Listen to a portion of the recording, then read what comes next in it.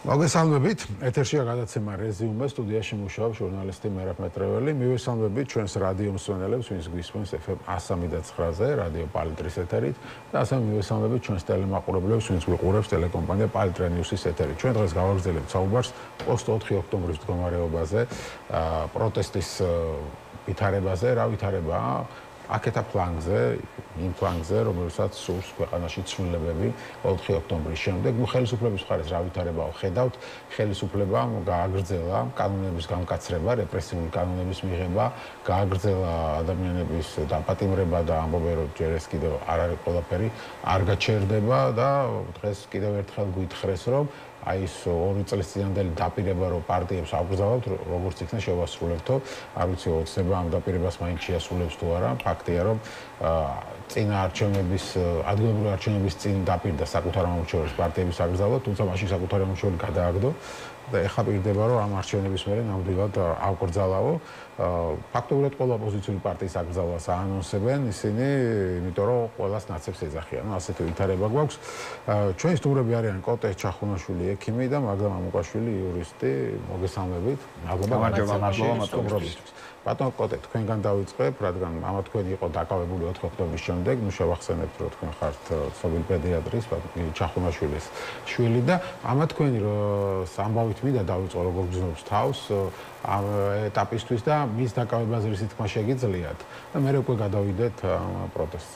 კი, მამაჩემ ხნედ არის როგორც შეძლების დაგვარად შეიძლება 4-ის მერე იყო იხტიბარს არ იტეხს, თუმცა ცოტა რთული არის, იმიტომ რომ დემორალიზებულია ყველა. იქიდან გამომდინარე, რომ მოლოდინები, როდესაც ძალიან მაღალია და ეს მოლოდინები ცრუდება, მერე ცოტა რთულია დაუბრუნდა იმავე პოზიციას, რაც მაქამდე იყავი. დაკავებას რაც შეეხება, როგორც ყველა პოლიტიკური ტყვე ჩემი აზრით ეხაც ვინც არის დაკავებული, ყველა იგივენაირად არის დაკავებული. ეხა უკვე ოცნებას აღარ მოეკითხება ჭკუა და შესაბამისად ვისაც უნდა, რასაც უნდა იმას წერს, ფურცელზეც იმას წერს, რაც უნდა და შესაბამისად ჩვენი აქ პრობლემური ალბათ ის არის, რომ ჩვენ მხარეს არის თითქოს ზოგიერთი ადამიანი, ვისაც სიმპათიები არ აქვს 4 ოქტომბრის დაკავებულებზე და შესაბამისად ეს უწყობს ხელს იმას, რომ უფრო გაუმარტივდა რუსულ რეჟიმს ამ ადამიანების დაჭერა და უფრო მოწყვლადები არიან. შესაბამისად, ჩვენ მაქსიმალურად უნდა ვეცადოთ, თუ ვამბობთ იმას, რომ ხელისუფლება უზურპირებულია, სასამართლო ხელისუფლებას ერთი ადამიანი აკონტროლებს, პოლიციას ერთი ადამიანი აკონტროლებს, საკანონმდებლო ორგანოს ერთი ადამიანი აკონტროლებს და არჩევნებიც გაუქმებულია. ამ შემთხვევაში ჩვენ უნდა ვებრძოლოთ იმ რეჟიმს, რომელმაც საკონსტიტუციო წესრიგი ქვეყანაში დაამხო და არა იმ ადამიანებს, ვინც ხერხებზე შეგვიძლია ვიდავოთ, მაგრამ ცდილობდა ეს საკონსტიტუციო ხო, თუმცა ბევრი კრიტიკოსი ყავს ამ 4 ოქტომბერს, იცით თქვენ, კრიტიკოსი მეცვარ ერთ-ერთი, მაგრამ ოპოზიციაში და ასე შემდეგ, რომ ამით მიეცა საბაბი პირველად ხელისუფლებას ელაპარაკა აი ძალადობაზე, შეჭრაზე და რაღაცა, რასაც აქამდე ასეთ საფუძველი არ ქონდა. ეგ ყველაზე დიდი, უბრალოდ ცუდი რაღაც არის, რაც მომისმენია და მაგას გულისხმობდი, იმიტომ რომ ჩვენ თუ ვამბობთ, რომ ხელისუფლებას ხელფეხი გაეხსნა რაღაცაზე ჩვენი მოქმედების გამო, ამ შემთხვევაში ჩვენ ვამბობთ, რომ აქამდე წესიერი ხალხი იყვნენ და ჩვენ დავატრიგერეთ და მერე გახდნენ ცუდები.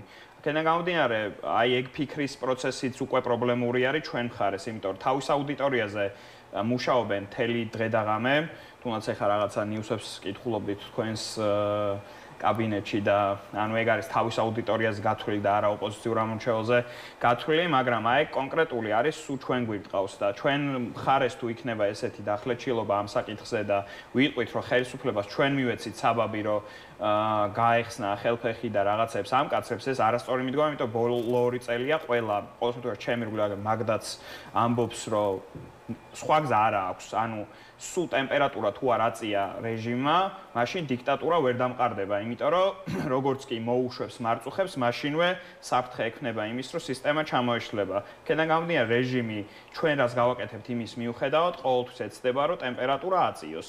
სწრაფად აწევს ამ ტემპერატურას თუ ნელა აწევს, ეს არის დამოკიდებული იმაზე, რამდენად სჭირდება კონკრეტულ მომენტს. ხო, ხელი შეუწყო ამ ასე პროცესს. მე ხარ ისე რომ ამა თქვენი მონაწილეობდა, ხო, ამ პროცესში თქვენთვის საინტერესო თქვენც გაქვთ, ხო? კრიტიკული დამოკიდებულება ოთხ. მე მაგალითად მაქვს რამოდენიმე კითხვა.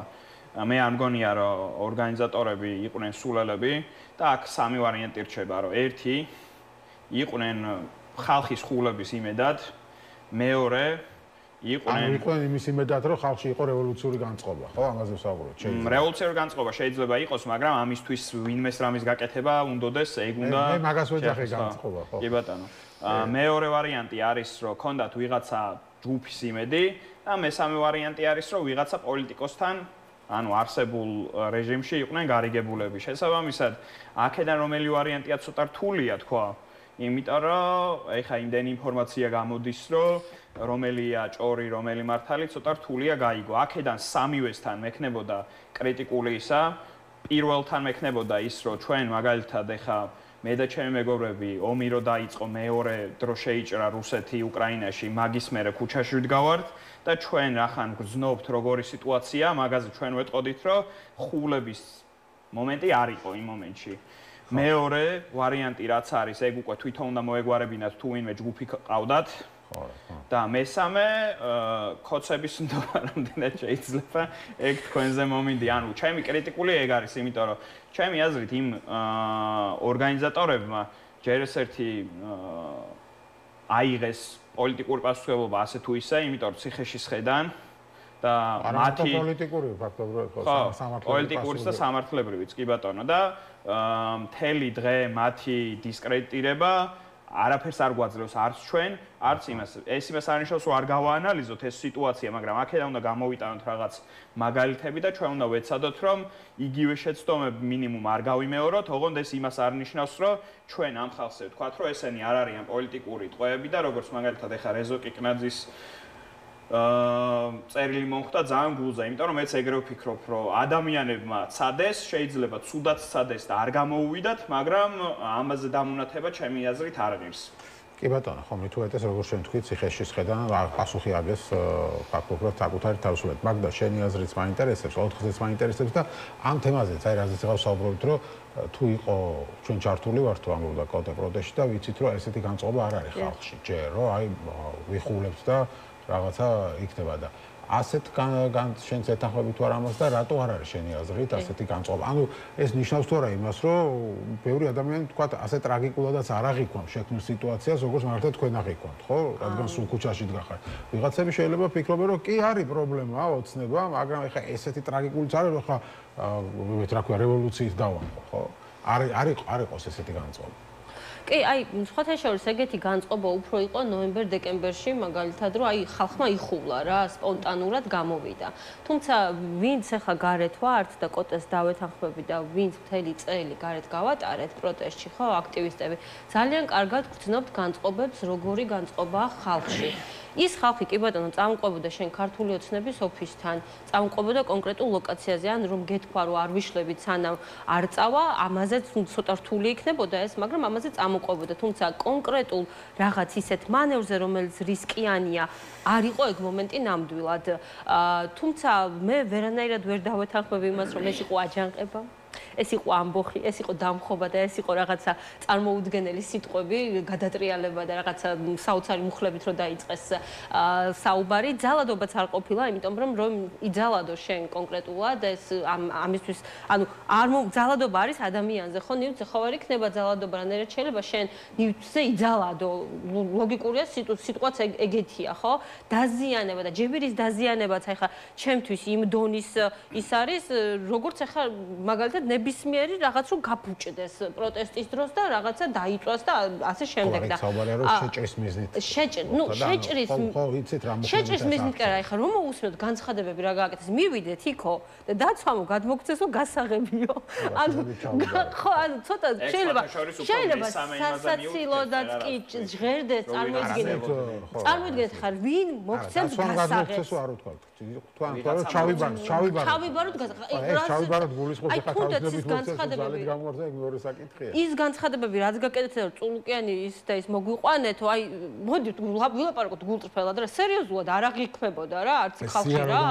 ხო, ანუ ხო და შესაბამისად, ანუ ეს ვერანაირად ვერ ჩაითვლება რაიმე ესე რომ ვთქვათ ძალადობრივ პროტესტად, მე ესე მიმაჩნია. რაც შეეხება ხალხში განწყობა მძიმეა ნამდვილად, უიმედობა ნიჰილიზმი ისედაც იყო, მოდი ვთქვათ, უიმედობა და ნიჰილიზმი და 4 იყო რაღაც ესეთი იმედისავით, რომ აი რაღაცა ვთქვათ მოვეშვათ რაღაცა კომფორტულ პროტესტს 9-დან 11-მდე და ვცადოთ, უთხრათ ამათ კიდევ ერთხელ რომ წავიდნენ და 1 წელია პროტესტში ვართ, 1 წელი, ხო? და ამ 1 წლის მანძილზე ამ ხელა რეპრესიების მერე ისტრესება ხალხი რა, იქ პატარა გოგოები დაიჭირეს, იქ ხალხი დაიჭირეს, პატარა ბიჭები დაიჭირეს, გამოკეტეს წყლობით, მცილაზე ხალი დაიჭერს. დასტრესილი ხალხი რომ მაინც გამოდის და როგორი ხალხი გამოვიდა მრავალფეროვანი, ხო, იქ ახალგაზრდაც იდგა, პენსიონერიც იდგა, 90 წლის ქალიც იდგა და ყველა კატეგორია იყო და ეს ხალხი გამოვიდა არა რაღაცა, ნუ დამხობისთვის, ახლა ეს სიტყვებიც ხო სერიოზულად არ აღვიქვავს არასდროს, მშვიდობიანი დამხობა, რაღაცა ოქსიმორონია, ხო? იმის სათქმელად გამოვიდა ეს ხალხი, რომ ეს რეჟიმი უნდა წავიდეს, ქვეყანამ უნდა ამოისუნთქოს, ქვეყანას ეს დიდი პრობლემა და კრიზისი უნდა მოშორდეს და ეს თვითონ რეჟიმის მსახურებისთვისაც პრობლემა. თქვენ ვერ დამაჯერებთ, რომ რეჟიმის მაგალითად მსახურებს სიამოვნებთ, ან თქვათ ის შეურაცხყოფა, რასაც იღებენ და იმხელა წნეხი, რასაც ისინი გადიან, იმიტომ რომ ისინი ეხებიან უდანაშაულო ადამიანებს და ძალიან კარგად იციან, რომ უდანაშაულოები არიან მცირეწლოვანი შვილის მამები, მშობლები და ასე შემდეგ და მაინც ეხებია, ხო? აი როგორ არის უდანაშაულო, რაღაცა შეჭრას წადეს და ეს მიეცათ ასე. ეხლა რა უნდა გაუკვირდეს ევროპელ დემონსტრანტებს, რა უნდა გაუკვირდეს პურის ფასის გამო შეუძლიათ პარიზის ქუჩები გადაწვან. პურის ფასმა რომ მოიმატოთ. რატომ არის ის დემოკრატიული? იმიტომ რომ ის აჩვენებს ის შესაბამისად ხელისუფლებას, რომ ჩემშია ძალაუფლება რა ამ შემთხვევაში და ძალადობრივი არ არის. ეხლა ძალადობრივი ჩვენ ვნახეთ რამე ძალადობის კადრები ადამიანს რო აზიანებდნენ, ეს ვნახეთ ჩვენ? ნუ პოლიციელები არიან. პოლიციელები დაზიანდნენ, მაგრამ ეხლა ეს ზოგადად რო ამ შემთხვევაში ეს კადრები არის, რომ პოლიციელს ვინმე აზიანებს, ესე მიზანმიმართულად. ეხლა იქ შეხლა-შემოხლა რო იყო და პროვოკაციულად რო ჩაიერს და თვითონ რო ცემეს, ხალხი მაგ შეხლა-შემოხლაში შესაძლოა მათგან იყო პროვოცირებული, თუმცა არავის ეს არ დასხმია პოლიციელს. პოლიციელს არავინ არ დასხმია თავს, ეხლა. ეს როლა მე მგონი დავინახე, მაგრამ ესე კონკრეტულად რო ვინმე დაზიანებულიყო, როდესაც ფარები და ისა, ეგ მეორე საკითხი არის, მაგ პრობლემა არის ის, რომ ყველას აი მაგდას თქმის არ იყოს ანუ აი გადატრიალება, აჯანყება, ასე შემდგომ რაღაცა და აი გუშინ ნახე ის კადრი პირველად ვნახე, რომ ეს მურთაზ ზოდელავა და ნადარეიშვილი, ხო? ხელი-ხელ ჩაკიდებულები რაღაცა ესე მიხტიან იქ და ანუ აი ვინმე ევროპელს მართლა ეგ რო ანახო, შეიძლება გაეცინოს. იქაც მე რა დაგეთანხმები, რომ შეიძლება ვიღაც დაიჭირონ რაღაც დაზიანებაზე, მაგრამ იქ იმის იმედი აქვს ფრანგებს, რომ სასამართლო სისტემა იქნება თავისუფალი მაინც და ჩვენ რო არაფერი არ გვაქვს აქ. იმიტომ არის, რომ ყველა ვინც ამ რეჟიმმა დააპატიმრა, მით უმეტეს ესეთ საქმეებზე უნდა მივიჩნიოთ პოლიტიკურ ტყვეებად, თორემ მაშინ ესე ვარჩიოთ, ვინ გვინდა რომ ვის გვინდა რომ დაუძახოთ პოლიტიკური ტყვე, ვის გვინდა რომ არ დაუძახოთ პოლიტიკური ტყვე და შესაბამისად ეხა ის ორი ადამიანიც ვისაც გირაო შეუთავსეს, ესეც ხო არ არის რაღაცა გარანტირებული გარეთყოფნა, ხო? დამოკლეს מחვილივით უნდა ეკიდოს ორივე ადამიანზე, რომ 9 თვეში თუ 10 თვეში რა გადაწყვეტილებასაც მიიღებს ეს ვაი სასამართლო, იმის მსხვერპლი უნდა გახდეს ეს ადამიანების და ჩვენ ჩემი აზრით ეხა რაც უნდა გავიგოთ თუნდაც ბოლო აი ხუჩაბას და პარასკევს რაც მოხდა არის ის რომ როდესაც სოლიდარობა გაჩნდა იმის მერე მოუწიათ შედარებით შერბილება იმის მერე როგორც მახსოვს არც არავინ აღარ დაუჭერიათ, როდესაც უნივერსალურად მამაშენზე შეეშინდათ, იმდენმა ექიმა გამოუხატა მხარდაჭერა, ექიმების გარეშე არ დაურჩეთ საერთოდ და ფაქტიურად ელიტამ ესე ვთქვათ, ეგეცია გაჩნდა, რომ აი ცნობილი ექიმი როა, ამიტომ უჭერს ხაზოგადოებამ მხარს და სხვებს ასეთ სოლიდარობა არ აქვს. ერთ რაღაცას ვიტყვი, რომ ანუ ეგ ნავსი გატყდა მამაჩემთან დაკავშირებით, რომ ყველამ გამოხატა სოლიდარობა. მეორე, მე ძალიან მინდა, რომ იმავე ექიმებმა, ვინც გამოხატეს მამაჩემის მიმართ სოლიდარობა, გამოხატონ სოლიდარობა ყველა პოლიტიკური ტყვის მიმართ, იმიტომ რომ როგორც ჩანს, ეთქმით სიტყვა მათ და ეხა თავის თავში უნდა მოძებნონ რამენაირად მეც რაც შემეძლება ჩემი კონტაქტებით ყველაფერს შევეცდები რომ უფრო აქტიურად დარჩნენ პოლიტიკურ პროცესში ეს ადამიანები იმიტომ რომ შენ როდესაც გააქვს იმის შეგრძნება რომ რაღაცა კონკრეტულ ერთ სიტყვას შენსაც შეიძლება ვიღაცა მოусმინოს ჩემი აზრით ეს უნდა გამოიყენო მით უმეტეს როდესაც ექიმობა ასოცირდება ჰუმანურობასთან ხო და თუ ჩვენ გვჯერა რომ თუნდაც იგივე რეზო კიკნაძე რომელიც ქაღალდის გადაგდებაზე რამდენი მიუსაჯეს რეზოს 2 წელი მიუსაჯეს იქ ბიჭებს რომლებიც არაფერს არაფუჭებდნენ 4-4 წელი და 5-5 წელი ან თუნდაც იგივე ჯებირის დაზიანებაზე ბიჭები რომელსაც ჯერ საპროცესო გააფორმებინეს დაპირდნენ რაღაცეებს და 4 წელი მიცნენ ანუ ჩვენი მიზანი არის რომ ეს ადამიანები ჩაერთვნან პროცესში და აი ეს უნდა მაგათიაშინიათ რეალურად რომ დავასრულებ რა ეხლა რეალურად ჩვენს ქვეყანაში არის ისეთი კრიზისი რომ დემოგრაფიული პრობლემებიც გვაქვს ეკონომიკური პრობლემებიც გვაქვს, გაზრდილი ფასებიც გვაქვს და ამას გრძნობს ყველა. მათი მხარდამჭერებიც გრძნობენ ამათ და მათ მხარდამჭერებს გონიათ, რომ ჩვენ თუ გაგვაჩუმებენ ასეულობით აქტივისტს, რომლებიც ესე რომ ვთქვათ, ქმნიან ამით პროტესტში, ამით მორჩება ყველაფერი.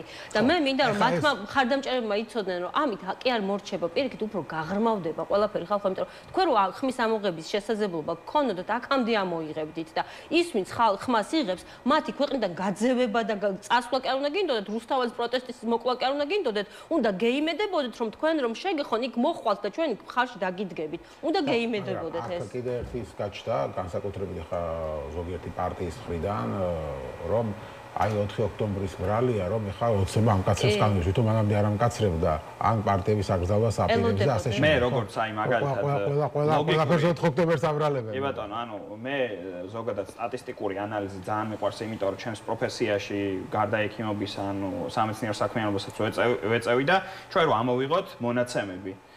ბოლო 3 წელია სულ ამკაცრებენ კანონებს. განსაკუთრებით აქტივისტებს, რაც შეზღუდავს და ეს დაიწყო არა გუშინ და დღეს, ეს დაიწყო 2019 წლიდან. მე რა გემახსოვრება, როდესაც 300 ლარი და 50 ლარი იყო რაღაცა კონკრეტულზე ჯარიმა, გაზარდეს ჯერ 2000-მდე და ეხა შარშან 2500 და 4000 და 5000 ლარამდე. მე კონკრეტულ კანონში ჩაიწერეს, რომ შეუძლიათ თუ ერთხელ რაღაცა კანონდარღვევა გაქვს ჩადენილი 48 საათი ისე დაგაკავოს პრევენციის მიზნით. ეხა წერენ იმას, რომ 15 დღით ჩვენ თუ რუსთაველზე ან სადმე სხვაგან გამოხვალ, პირბადე თუ გეკეთება, ამის გამო დაგიჭერთ, ხო? ანუ ეს ჩვენ შეგვიძლია თავი მოვიტყვილოთ და ვიღაცა ხალხს დავაბრალოთ. აი მაგალითად გაწყვეტ გახარიას პარტია გამოირჩევა, ამით დღეს გამოვარდე და აი ეს ყველაფერი 4 ოქტომბრის და მათი პასუხისმგებლობის დამსახურება და მათი ლოგიკით გამოდის, რომ მათ ლიდერს 20 წლიანი მუხლი რომ მიუყენა, აი მან რა ქვია. ეგეც 4 ოქტომბრის დროს. აი 4 ოქტომბრის რა თავად გახარიას დამსახურება ყოფილა, ხო? ანუ ამბობენ რომ რეჟიმმა რომ დაიწყო რეპრესიები, ეს არის 4 ოქტომბრის დამსახურება. მაშინ გახარიას რატომ მიუყენეს 20 წლიანი მუხლი?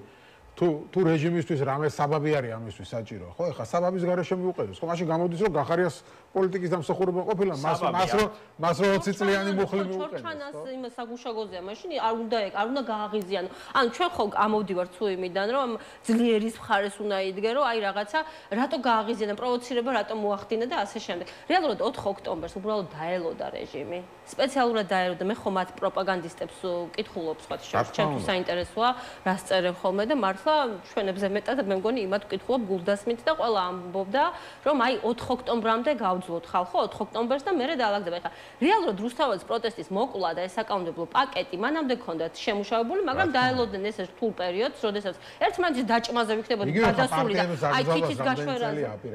კი, აი თითის გაშვერაზე, რომ აი შენ და ეხლა ყველაზე რთული რაც არის რეალურად ჩვენთან არის ის, რომ ყველა ეჩხუბება ერთმანეთს და ესე რომ ვთქვათ დამნაშავის ძიებაში ვართ და რეალურად ყველა მართლები ვართ, ყველა ვიბრძვით რეჟიმის წინააღმდეგ და ყველას გვინდა რომ ეს კრიზისი მორჩეს. ნუ რაზეც საუბრობთ. ეხლა ვის უნდა ოცნების ხელისუფლებაში დატოვება? თქვენ გონიათ ბევრ ადამიანს უნდათ, რომ აი მიუხედავად იმისა, რომ ძალიან დიდია განწყობა, მაინც რაღაცა შიშია და აი თქვენ რაზეც ამბობთ. აი ეს ამბავ ხუბლების თემა, იმიტომ არ გამოდის რომ შიშია. ხო, აი შიშია. ხუბლება აზრიც მაინტერესებს მაგაზე. რატო არ არის განწყობა? ამბობ რომ არ არის განწყობა. რა მინდოდა ის დაამატე და მე მაგაზეც მითხარ. აი ეხა მინდოდა წეგან დამავიწდა კომენტარის გაკეთება რომ რამოდენიმე ასეული აქტივისტი ვართ და რამოდენიმე ასეული აქტივისტი ჩვენ არ გვჭირდება, როდესაც ქუჩაში გამოდის 100,000 კაცი, ჩვენ უნდა შევძლოთ რომ იმ 100,000-დან სიტყვაზე სადღაც 5,000 დარჩეს აქტიურად, ოღონდ არ არის აუცილებელი რომ რუსთაველზე იყო რომ აქტიური იყო, ხო?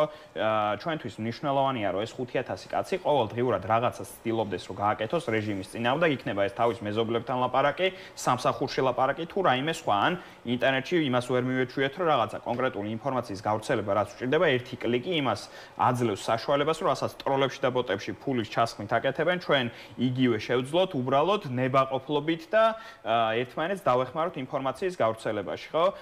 შესაბამისად, ჩვენი მიზანი არის, რომ ეს რამოდენიმე ასეული აქტივისტი კი არ უნდა ვიყოთ და ჩვენი მედად კი არ უნდა იყოს ეს ხალხი. ჩვენ უნდა დავანახოთ ამ ხალხს რაღაც მარტივი უსაფრთხო აქტივიზმი თუ რაიმე დარჩა უსაფრთხო აქტივიზმი ამ ქვეყანაში, რომ შედარებით, ანუ მარტივად შეგიძლია შენ წაეხმარო წინააღმდეგობას და ჩემთვის მაგალითად არაძალადობრივი წინააღმდეგობა ასოცირდება იმასთან, რომ ჩვენ ყველა რაღაცა კონკრეტულ ადგილებში ვეჯახებოდეთ ამ პროპაგანდას შუბლით, რომ ინტერნეტში შექმნილი ვითომ უმრავლესობა გადავტეხოთ და ასევე ამას როდესაც ვამბობთ, უნდა ვთქვათ, რომ ჩვენ მხარეს გვჭირდება ეხა კონსოლიდაცია. იმაზე მეტად ვიდრე ვიღაცის გადმობირება, ჩემი აზრით ეხა უფრო მნიშვნელოვანია, რომ ჩვენი მხარე კონსოლიდირდეს, იმიტომ რომ ჩვენ მხარე, როდესაც ჩვენ ერთმანეთს ვჭამთ, ჩემი აზრით უფრო მაგას დაელოდა, რომ ერთმანეთს დავჭამდით და მაგიტო შემოაგდო ეხა ისინი, ვიდრე ის რომ აი 4 ოქტომბერს ეხა შევახოცავთ პატაბურჭულას და სხვებს. ისინი დაელოდნენ რომ ჩვენ შორის იქნებოდა განხეთქილება და შესაბამისად სწორადაც დაელოდნენ და ბოლო რაღაცაზე მითხარიო კომენტარი და კარგად ანუ თავისთვის კარგად განწყობა არ არისო ამ იმის ხო მაგზეს ვკითხე. განწყობაზე. ანუ ეს ნიშნავს თორე იმას რომ ხალხი მართლაც რაღაც დიდი ნაწილი არ უყურებს ამოვლებს ისე ტრაგიკულად როგორც ჩვენ უყურებთ. ტრაგიკულად არა, უფრო ვერ ხედავენ როგორ უნდა ჩაერთნონ ბრძოლაში და ჩვენ ამას თუ დავანახებთ რომ სიტყვაზე რამოდენიმე ასეული ადამიანი დამატებით ჩაერთო პროცესში უფრო აქტიურად და ეს ადამიანები გაბევრდნენ, მერე შეიძლება უფრო მეტი ადამიანი შემოგვიერთდეს ჩვენ, ოღონდ როგორც მივხვდით, შედარებით არასწორი არის ვერტიკალიზება პროცესის, იმიტომ რომ ვერტიკალი ჩვენ სამხედრო ვერტიკალი როგორც ქოცებს აქვს, ვერასდროს ვერ გვექნება, ჩვენ უნდა გქონდეს ჰორიზონტალური მართვა, რომ ერთი და იგივე ჰორიზონტალურმა მართვამ გამოიწვია ისო ყველა თავის მიმართულებით უბერავს და ყველა თავის რაღაც აქციას აანონსებს და ეხა ეს 4 ოქტომბერი რო დაანონსდა ხახვა ყველა გავიდა, მაგრამ არავინ არ იცოდა რა უნდა მოუხდარიყო. ეგ არის თავი. ეს რო იცი რა გვენდეთ და ვიღაცებს ესე უნდა. საჯაროდ ვიტყვი ერთ რაღაცას, რაზეც 4 ნოემბერზე, 4 ოქტომბერზე ქონდა ყველას პრობლემა, მაგდამ იცის, იმიტომ რომ ჩვენთან ერთად იყო იქ, ვიღაცები წუწუნებდა, რომ აი ხაბეიშვილმა და იმან წაიღო პროცესი.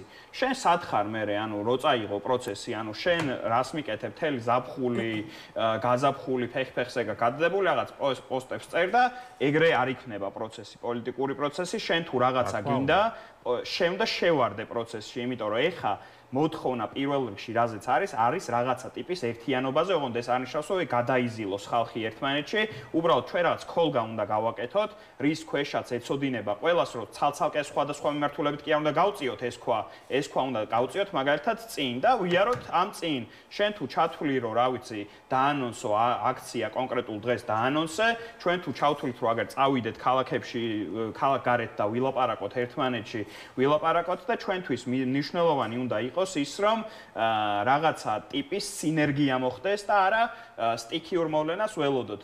და სტიქიური მოვლენა, როგორც ჩახშან დეკემბერ-ნოემბერში იყო, რატო არ იყო ეფექტიანი? იმიტომ რომ არანაირი კონკრეტული ასე ვთქვათ, სიმძიმის ცენტრი ჩვენ მხარეს არ იყო. ჩემი პოლიტიკურ სკოლისმაც. პოლიტიკურიც და ანუ ზოგადად არ იყო რაღაცა სტრუქტურა და რაღაცა სტრუქტურა. ანუ გამოიწვია ჰორიზონტალური კი უნდა იყოს, სტრუქტურა უნდა იყოს. სტრუქტურა უნდა იყოს, სიმძიმის ცენტრი უნდა იყოს ჩვენ მხარეს, ოღონდ ეს არ ნიშნავს იმას, რომ ვერტიკალში ერთ ადამიანს ესე მოგვივა ისა და ჩვენც ეს სამხედრო იმას ავიღებთ. აი ეს რა უნდა იყოს და როგორ უნდა იყოს, ამაზე მინდა და უფრო რეკლამის შემდეგ რომ ვემშიო, ამიტომ რომ გამოვაცხადებ რეკლამას და შემდეგ გავაგზავნოთ და ვისაუბროთ ამ თემაზე, სწორედ როგორ უნდა გაგრძელდეს პროტესტი თუ დასრულდა ზოგი ფიქრობს რომ ნუ მორჩა რა აღარაფერი აღარ გამოვა ამ ქუჩიდან პროტესტიდან განსაკუთრებით ის პარტიები, რომლებიც არჩევნების გზას მიყვებოდნენ. ჩვენი სტუმრები არიან კოტე ჩახუნაშვილი, პედიატრი და მაგდა მამუკაშვილი, იურისტი, აქციაში აქტიურად მონაწილე ადამიანები, დაუბრუნდებით რეკლამის შემდეგ. დაუბრუნდით ეთერში.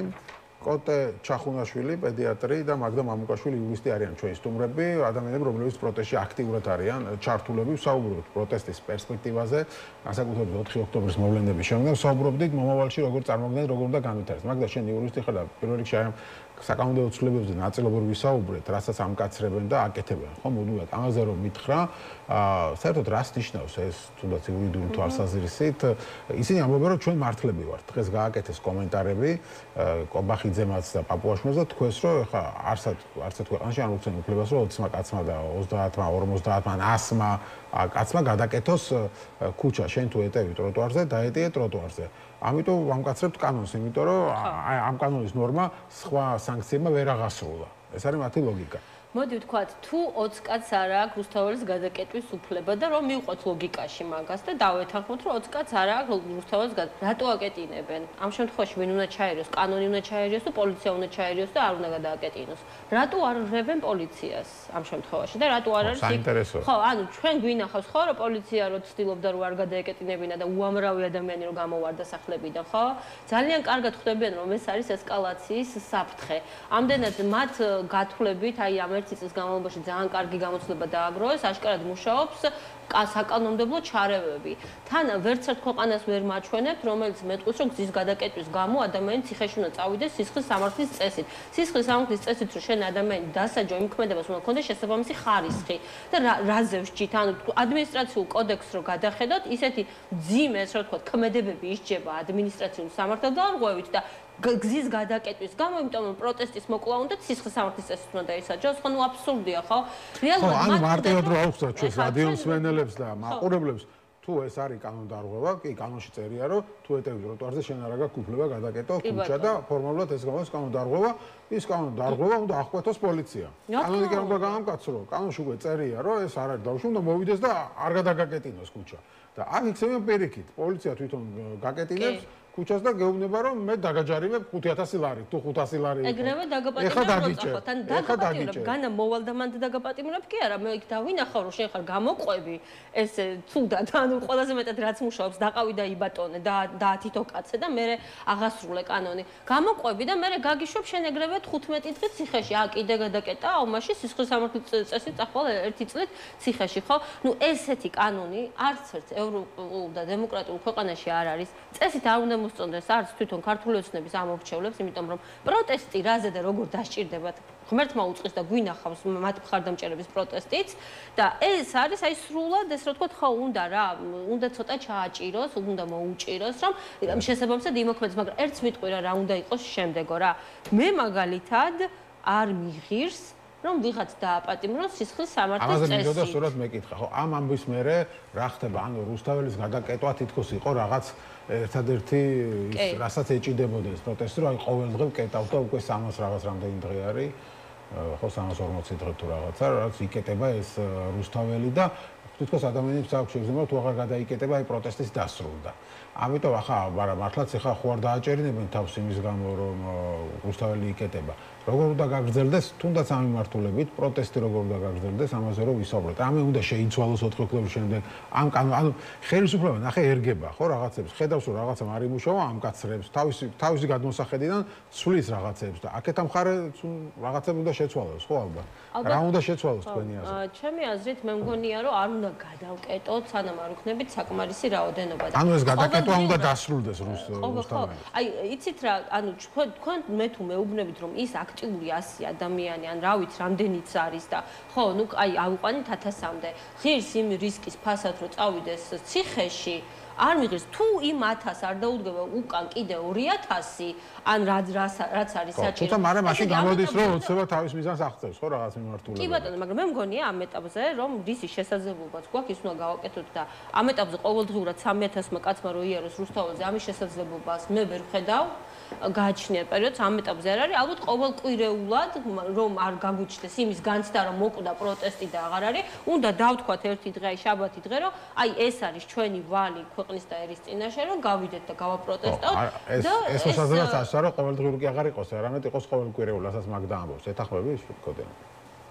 ჩემთვის ზოგადად რუსთაველზე ვდგავარ სანახევარ წელია მე მგონი რაღაც ჩაგდებებით და ანუ იქ ერთი ადამიანი იქნება თუ ბევრი ადამიანი იქნება ამას ჩემთვის არსებითი მნიშვნელობა არ აქვს მაგრამ ჩვენი მიზანი თუ იქნება რომ ეს კანონი არ აღსრულდეს ჩვენი მიზანი უნდა იყოს რომ ვიღაც ხალხს უთხრათ რომ შენ თუ ამაზე გული შეგხივა Facebook-ზე კი მიმაშვები არჩიე რა ვიცი კვირაში ერთი დღე და მოდი იმიტომ რომ თუ ჩვენ გადავიანგარიშებთ რომ სიტყვაზე რაღაც დიდი აქციის დროს 50000 კაცი მოდის მაშინ კვირაში ერთი დღე რომ მოვიდეს ადამიანი რო შევძლოთ რაღაცა ტიპის ორგანიზება, ამ შემთხვევაში უკვე იქ ყოველ დღე იყოს, მაგრამ სხვადასხვა ადამიანები მოვიდნენ ამას. როტაცია რო გააკეთონ რა, ანუ შესაბამისად მე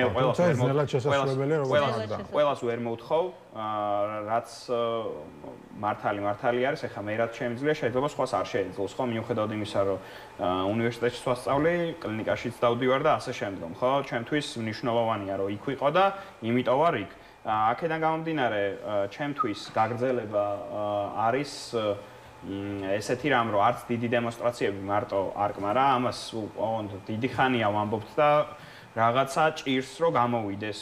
მარტო აქციები, მარტო ყოველდღიური აქციები, მარტო დიდი აქციები არ არის ის მიზანს ვერ ჩემს საერთნობა არ არის მნიშვნელოვანია რომ ეს ადამიანები გამოვიდნენ მაგრამ ესეთ რაღაცას გეტყვით რომ ჩემთვის მნიშვნელოვანია რომ ის ადამიანი ვინც იქ მოვა დიდი ნაწილი იყოს ზოგადად ისედაც აქტივიზმში ჩართული იმიტომ რომ მაგალითად ეხა აქციებს ჩვენ რომ რაღაცა ცოტა მშრალი პერიოდი იყო და დიდი შეკრებები აღარ ხდებოდა მე და ჩემი მეგობრებმა უბრალოდ გავაკეთეთ კარდი გავაკეთეთ Facebook ივენთი და რამოდენიმე 10,000 შეიძლება 20,000 შეიძლება 10,000 შეიძლება 30,000 მოვიდა ისე ხო ანუ ამას არაფერი გაკეთება ისეთი არ ჭირდება შენ თუ არაპირებ 9 მილიონი ადამიანის მართლა შეკრებას იქ რაც დიდი პიარი თებერვალი მარტი ეგ კი ბატონო ეგ სხვა პერიოდი იყო ეხლა სხვა პერიოდია ეხლა სიტუაციაც უნდა გამოვიდეთ შესაბამისად ანუ მთელი ენერგია იმის ხარჯზე რომ რაღაც ერთ დღეზე კონკრეტულად კონცენტრირდეთ არ არის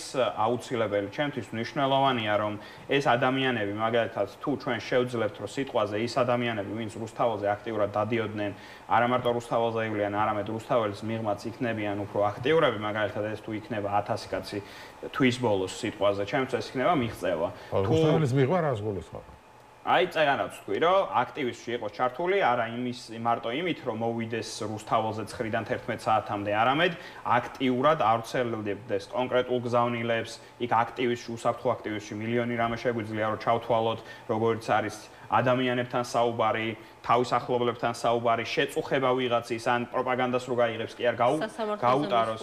კი ბატონო, სასამართლოზე მოსვლა და ასე შემდგომ, ანუ ბევრი რაღაც არის, რაც შეიძლება გაკეთდეს, ხო? და მარტო იმის მოლოდინში რომ რაღაცა კონკრეტული სტიქიური მოვლენა მოხდება და იმას დაველოდოთ, ეგ ჩემი აზრით წამგებიანი იქნება, იმიტომ რომ მაგალითად ესეთი რაღაც არის რომ შვიდობიანი პროტესტი. შვიდობიანი პროტესტი ზოგადად ჩემი აზრით საქართველოში არ არსებობს, იმიტომ რომ შვიდობა არ არის. შეიძლება არაძალადობრივი იყოს პროტესტი, მაგრამ შვიდობიანი საქართველოში ვერ იქნება, იმიტომ რომ შვიდობა არ გვაქვს, როდესაც ჩვენ გეუნებია რომ სისხლის სამართლის წესით დაგაკავებ ქუჩის გადაკეტვის გამო, ეგ უკვე ავტომატურად აუქმებს ყველანაირ შვიდობას, ხო? მაგრამ არაძალადობრივი პროტესტის მიზანი ჩემი აზრით უნდა იყოს ის, რომ ესე კი არ იჯდეს სახში, არამედ უნდა ბევრდებოდე. თუ არ ბევრდები, უეჭველი წააგებ. ხო, და რა უნდა გაკეთდეს ამისთვის გაბოლოს? ამისთვის უნდა გაკეთდეს ის, რომ მაგალითად ეხა რასაც ცდილობენ აქტივისტები და მეც ვეცდები, რომ ჩავერთო ამ პროცესში, უფრო მეტი კოორდინაცია იყოს და კონკრეტულად ვიცოდეთ, რომ ეს მობილური მივიტანოთ აქედან აი თქვენს ლეპტოპამდე, რომ ერთი და იგივე მიმართულებით მოძრაობდეთ, შევიმუშაოთ კონკრეტული გეგმები, როგორ შეგვიძლია ხალხი დავაინტერესოთ ჩავრთოთ. არის ასეთი მოსაზრება, რომ ამ აქტივიზმიდან დროა რაღაც პოლიტიკური მოძრაობა თუ პარტია არა მოძრაობა მაინც გამოიზარდოს, რომელიც იქნება მეტ პასუხისმგებლობას აიღებს საკუთარ თავზე, იმიტომ რომ ახლა ლიდერები ვერ დაიბადებიან, ახლა ლიდერები თუ პასუხისმგებლობის აღების გარეშე, ხო, რაზეც ჩვენ საუბრობდით რეკლამის დროს თუ გადაცემის დაწყებამდე, რომ ვიღაცამ ჩათვალა რომ ხაბეიშვილი რაღაც წაიღეს სივრცე და ვიღაცები ამას პასიურად უყურებდა, ხო, ეს პოლიტიკურ პარტიებზეა საუბარი, მაგრამ მეორეა რომ ვიღაცები სულ წუწუნებენ რომ აი ეს პოლიტიკური პარტიები ვერაფერს ვერ აკეთებენ, არ მოგწონს და თან საკუთარ თავზე პასუხისმგებლობას აღება არ უნდათ ამ მიმართულებით. და ხალხის ეს მოლოდინიც არის, რომ ამ პარტიებმა ვერ გაამართლეს და იქნებ რამე ახალი გაჩნდეს, მაგრამ ყველა ამბობს, რომ იცი რა, მე არ მინდა პოლიტიკაში, მე არ მინდა აქტივიზმში მინდა და ამ აქტივიზმით მარტო არ გამოდის ცვლილებები. საჭიროა ახალი პოლიტიკური ძალა და ამის პასუხისმგებლობის აღება არავის არ უნდა საკუთარ თავზე და რატომ როგორ გონია? აი რაზე უნდა ვილაპარაკოთ მე რა, ანუ რაზე ხა პოლიტიკური პარტია არის იმისთვის საჭირო შევიდეს არჩევნებში და დაამარცხოს სხვა პოლიტიკური ანუ ეხლა დღეს ქუჩის პროცესებსაც პოლიტიკური ლიდერები ჭირდება, ხო ხა? მაშინ მიშა პოლიტიკური ლიდერი იყო, ზვიად გამსახურდია პოლიტიკური ლიდერი იყო. გავიგე ხო, მაგრამ დეპუტატი ხო, მაგრამ სხვა რამ ქუჩის ლიდერი ვინც იყო საქართველოში, იგივე ფაშინიანი პოლიტიკური ლიდერი იყო. ეხა აქტივისტები ფაშინიანი უფრო რელევანტური შედარება, იმიტომ რომ ჟურნალისტი იყო და მერე გახდა. მაგრამ აქტივისტი იყო ბოლო მომენტამდე სანამ დაემხობოდა რეჟიმი და მერე მიიღო პოლიტიკური. გასაგებია, მაგრამ უკვე ის იყო ჩამოყალიბებული ჩემი აზრით პოლიტიკური ლიდერი. ანუ შენ პოლიტიკური პრეტენზიას უნდა შენში უნდა ხედავდეს ადამიანი ფაშინიანში, სომეხი ხალხი ხედავდა, რომ ამას თუ გაუშვებ, ეს მოვა. და შენში ამას ვერ ხედავს, იმიტომ რომ შენ ამის პრეტენზია არ აქვს. არ ჩენ რომ შენ მოხვალ ხელისუფლებაში და მე ვხვდება უამრავი ადამიანი ქუჩაში, რომელიც მეუბნება რომ კი 20 არ მომწონს, მაგრამ მითხარი ვინ მოვა. აი ვინც დღეს არის პოლიტიკაში, იმათ მე ხმას არ მივიწევ. 100 წელი არ გავუყევები არსად. აი ვიღაცა მითხარი ვინ მოვა მის მაგივრად და ეს ახალი ხალხი ყველა ამბობს რომ იცი და მე ჩემი საქმის კეთება მინდა. ეგ ნახეთ. აი ძალიან არ გეთანხმები. შენ არ მეთანხმები, მაგრამ ხალხი ასე უყურებს. არა, გეტყვით ახლა მე, ანუ რეალურად რომ თქვა, მაგალითად რომ კოტე ჩახუნაშვილი მოვა. აი თქვა, ხო მაგალითად. კოტე ჩახუნაშვილი დაინახა. რომ აი მე მოვალ რა, მინდა რა პოლიტიკაში. ვიტყვი, თუ შეიძლება. პროპაგანდა მეორე წამსვე გააშავებს და ისე გააშავებს. ეს აქ პროპაგანდა ისე მუშაობს, რომ ძალიან კარგად შეუულია ადამიანების გაშავება და ისე აუ ეს მოყავთ რაღაცა სადმე კოტე შეიგინება ალბათ რაღაცა და გასკრინავ და ძალიან მარტივია. ამიტომ რას ვაკეთებ? ერთი წამით. მე ესე მგონია, მე პირიქით ვუყურებ. დღეს აღარ არის პოლიტიკური პროცესი. არანაირი ამომრჩეველი მიმხროთ რაღაც. პირიქით ვინც პოლიტიკურად აქტიურია. ხალხი ქუჩაში არ გამოვიდა აქტივისტი. უნდა შეიქმნას ეროვნულ განმათავისუფლებელი მოძრაობა. იქ უნდა შედიოდეს ის ადამიანები, ვინც პოლიტიკურ პარტიებს წარმოადგენენ და ყველა ერთიანობა ადამიანები შენ მხარეს ძალას თუ არ ხედავენ.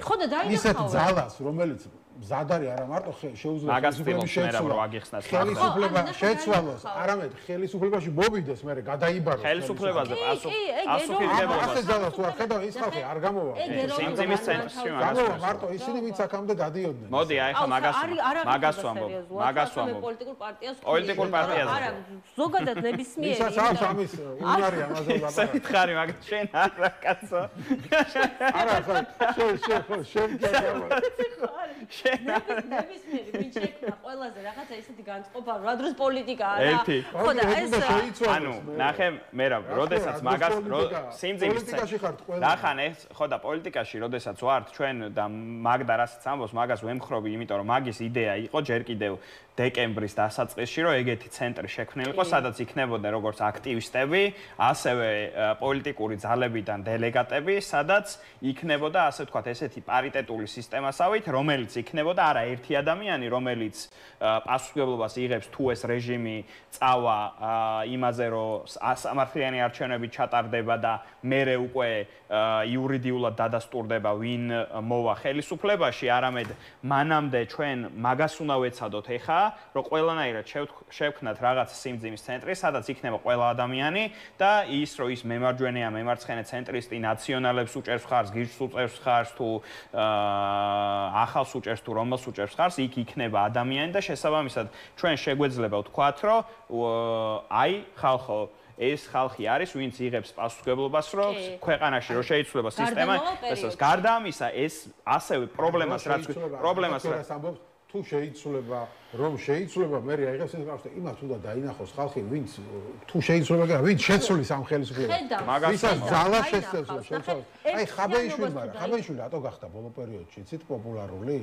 იმიტომ კი არა რომ რაღაცა 4-ში დავამთავრებდა 4-ში ამას ამბობდა. იმიტომ რომ ადამიანებმა უცებ დაინახეს რომ ერთი ადამიანი აღმოჩნდა პოლიტიკოსებში, ვინც თქვა რომ მე ჩემ თავზე რაღაც პასუხისმგებლობას ავიღებ და რაღაც პროცესს შევქმნი. ის პროცესი როგორი იქნებოდა მეორე საკითხია, მაგრამ უცებ როცა ეს პოლიტიკოსებიც კი ვერავინ ვერ ქმნის პროცესს დღეს მარტო კომენტატორებად არიან გადაქცეულები ერთი კაცი გამოჩნდა ხაბეიშვილი რომელიც თქვა რომ დაიწყო ეთერში სერვა თქვა რომ მე შევქმნი პროცესს და ადამიანებს უცებ მოეწონათ ეს რომ ვიღაცა მაინც ქმნის პროცესს მე დაიჭირეს ხაბეიშვილი და ცუდად გამიტანდა ეგ მოვლენა ერთ ადამიანზე რო ერთი არა ორი იყო სამი იყო ან მე შევქმნი პროცესს და მე გამომყევი მაგას ვამბობ რომ ეგ უნდა შევქმნათ ჩვენ ანუ მაგდაც უნდა იყოს იქ მეც ვეცდები რომ ვიქნები იქ და ვიტყვით რომ აიგერ ეს არის ცენტრი რომელიც იმას კი არ დაელოდება ხაბეიშვილს სხვათა შორის ყველაზე კარგი რაც ქონდა გაკეთებული ის რომ ჩვენ როდესაც ეხაც ამ რეჟიმში ვართ რეაქციონისტულ პოზიციაში ხაბეიშვილმა შექმნა ის რომ კოცები დააყენა იმის იმაში თავისიანებს ამშვიდებდნენ რომ ხალხო არ ვემხობით 4-ში და იმის თქმა კი არ გვიწევდა ჩვენ რომ აი არაფერს არ ვაპირებთ 4-ში ხო და ანუ ეგ რო შეიქმნას ჩემი აზრით ჭირდება რაღაც კონკრეტული სიმძიმის ცენტრი სადაც იქნება ყველა წარმოდგენილი იმიტომ რომ პოლიტიკოსებს 2023 წელს, როდესაც იყო აქციები, მაშინ პოლიტიკოსები არ გვინდაო და დაიგიდეს. მე 2024-ში რო შემოვიდა რუსული კანონი მეორედ, ესევე ხვეწებოდი ლამის, რომ პოლიტიკოსები იქნება უფრო აქტიურად ჩავთოთ, პოლიტიკოსებიც დააშინეს და თვითონ მე რაც მოხდა, ნახეთ, ხო? 2024 წლის არჩევნების შემდგომ. ეხლა იმის მერეც პოლიტიკოსებზე დეკემბერ-ნოემბერში საერთოდ არ იყო არავის დანახვა არ უნდა და პოლიტიკოსის და არც რაღაცა კონკრეტული ლიდერის და ვამბობდით რომ ეს ხალხის პროტესტი არის და საბოლოო ჯამში ამან ენერგია აჩვენა რომ არ გამოვიდა ეს. ხო და მაგას ვამბობ რომ ჩვენ მაგიტო იყო რომ დეკემბერში იყო მაგას საუბარი და ჩაფლავდა უცხოელებისთვისაც გაცილებით ის არის რთული არის ეხა ელაპარაკო რომ აი ვიღაცა აი ჰიპოთეტურად აი ჰუი რაღაცა არჩევნები რო იქნება მე გადაწყდება ვინ არის ის უცხოელებიც თუ ჩვენ მათი იმედად ვართ უნდა აუცილებლად ხედავდნენ აქ პოლიტიკურ ცენტრს არ არის აუცილებელი რომ ეს პოლიტიკური პარტიებისგან იყოს შექმნილი აუცილებელია რომ იყოს მაქსიმალური ჩართულობა რომ ყველა ჯგუფი წარმოდგენილი იყოს და ჩვენ უნდა ვეცადოთ აუცილებლად მე ყოველ შემთხვევაში ამას ვეცდები რომ რაღაცნაირად რაღაცა ფორმით ეს გამოვიდეს და აუცილებლად უნდა მივაქციოთ ყურადღება იმას, რომ ადამიანებს მარტივად დავანახოთ ესე ჰიპოთეტურად არ უნდა იყოს წარმოდგენილი რაღაცა, აბსოლუტურად გეთანხმები მაგაში. ოღონდ კონკრეტულად პოლიტიკური პარტიის შექმნა არ შექმნა. ხო, პოლიტიკური მოძრაობა იყოს. ანუ მე შენში პოლიტიკური ლიდერს შენ რას დაიქმნა, არ ვიცი, მაგრამ მე რო ვზივარ სახლში და ვფიქრობ, რომ კი ოცებ არ მომწონს, მაგრამ ეხლა ვინ არის ამ პარტიებს ვერ მივიცემ ხარს ნაცებებს, ვერ მივიცემ ისინი სადაც დაიშალნენ არჩევნებზე გაიქცნენ, ანუ და ველოდები ვიღაცას ვინც მე გამომიყვანს ქუჩიდან. იმიტომ რომ მარტო ოცების აქციებს არ გამოყავს ეს ადამიანი. ოცების აქციებს ვინც გამოყავს, ისინი სადაც გამოდის. 4-ში იყო პირველი აქცია დიდი ხნის განმავლობაში, როდესაც ოცნების საქციელის გამო კი არ იყო 100,000-ობით კაცი, ანუ კონკრეტულ რაღაცა დათმულ ვადაზე იყო გამოსული. პროტესტად იყო და ვიღაცებს ჭირდება დამატებითი სტიმული რომ გამოვიდეს, რომ დაინახოს უკეთესი ალტერნატივა და შენ ახლა პოლიტიკოს დაიქმებ, რას დაიქმებ, არ გუშობა შენში უნდა ხედავდეს ვიღაცაში, ვიღაცეებში, რომ ალტერნატივას. თუ ასე არ შეიქმნება, ჩემი აზრით, პროცესი არ გადაწყდება. ცენტრი ნებისმიერ ვარიანტში მაგაში გეთანხმებით ჭირდება. მაგრამ ამ ეტაპზე ვიძახი ესეთ რაღაცას, რომ ჩვენ მაშინ უნდა ამ შემთხვევაში ჩამოვყალიბდეთ, რომ ეს მორჩა, პროტესტი მორჩა ამ ეტაპზე და ვიწყებთ მზადებას 2028 წლისთვის. მაგაზე თუ არა, მაგაზე ერთი წამით ვიტყვი. მაგაზე თუ ჩამოვყალიბდებით, ეს იქნება კატასტროფა ჩემი აზრით და ხელების ჩამოყრა. მაშინ ხო, პოლიტიკური პარტიები უნდა გამოჩნდეს, მაგრამ რა პოლიტიკურ პარტიებზე საუბრობ? მე ამიტომ ვთქვი, რომ იგივე ხავერდოვანი რევოლუციების პროცესი ჩვენთანაც და იმაშიც რა ქვია, სომხეთშიც საბოლოო ჯამში ლიდერმა შექმნეს. ამიტომ მარტო არჩევნებზე არ არის ახლა. ლიდერებმა ისქნეს, რომ ხაბეიშვილი, მაგრამ პროტესტში მაინც არ გამოჩენილა რა. ხაბეიშვილი პროტესტში მაინც არ გამოჩენილა. ხაბეიშვილი დაიჭირეს. ხო, ნუ დაიჭირეს, მანამდეც არ გამოჩენილა ეთელებში საუბრობდა. ფაშინიანი ახლა ვერ ფაშინიანი სხვა მოცემულობაში იყო. დღეს ახლა რომ დაინახოს ვიღაცამ რაღაცა რეიტინგი აქვს, ეგრევე მოკვეთავს იმ თავს. და მე მაგიტო მოკვეთოს კაცო.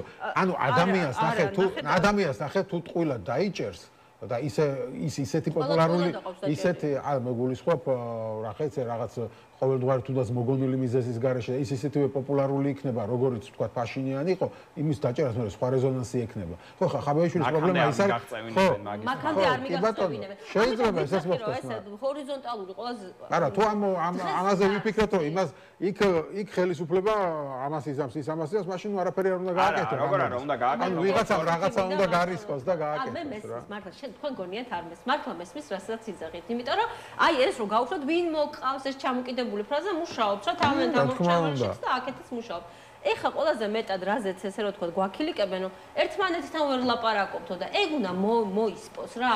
უნდა აქეთ საპროტესტო საზოგადოება ვინც არის, უნდა ჩამოყალიბდეს, რომ რეჟიმი უნდა გავუშვათ და აბა ამ იდეის გარშემო ვინ შემოგვიერთდება და უნდა გაერთიანდეს ეს საპროტესტო საზოგადოება. ხო და მე არ მგონია რომ ასე ადგება და დაიჭერს ეხლა ხო?